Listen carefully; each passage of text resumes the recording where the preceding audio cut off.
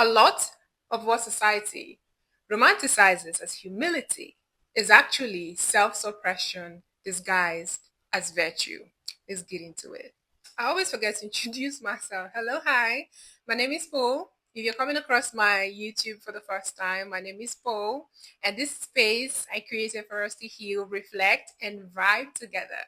So consider subscribing if you like my vibe and you want to see more videos from me. I grew up believing that humility meant not talking about your achievements, not taking up too much space, not showing up in your full confidence because that would be seen as being too arrogant and too cocky. But one thing my journey of self awareness has taught me is that if your humility costs you your voice, requires that you downplay your achievements and shrink yourself to make other people feel comfortable or to be seen as somebody who is humble, then you're just self suppressing yourself.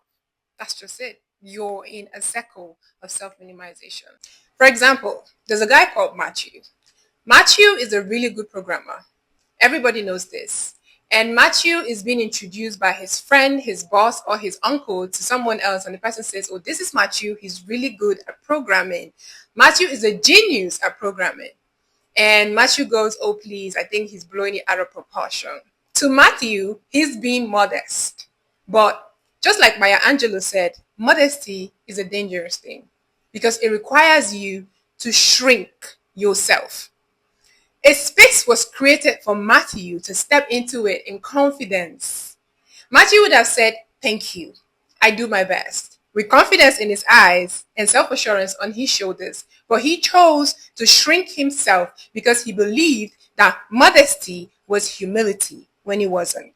It was just self suppression. And then there's Judith. Judith has this top that she wears that looks really good on her. And I said, "Oh, girl, mamita, this top is so fire on you." And instead of Judith to say thank you and accept, receive the compliment, Judith says, "Oh, this top is just an okrika I got at so shop." What Judith has done is taken off her crown, removed herself from a pedestal, and placed herself on the floor because to her, she's just being modest. But the truth is, she just shrinked herself and rejected a compliment. And the scary part about all of this is that society praises it. Humility is not walking into a room and picking the seat that is less visible, the one at the back, because you want to be humble. Humility is not shrinking yourself when somebody is giving you praise or giving you recognition for your capacity or your capabilities. We've been conditioned for years to believe that humility is self suppression, when in truth, self suppression is actually shrinking and muting yourself to not make other people feel comfortable.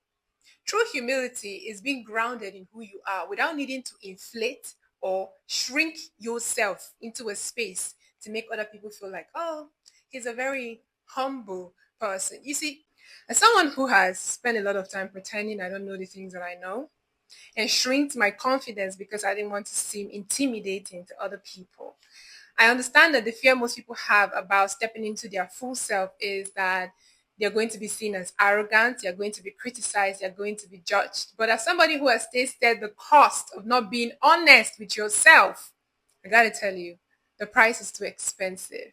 And it doesn't matter how much you minimize or shrink yourself, it's never going to be enough.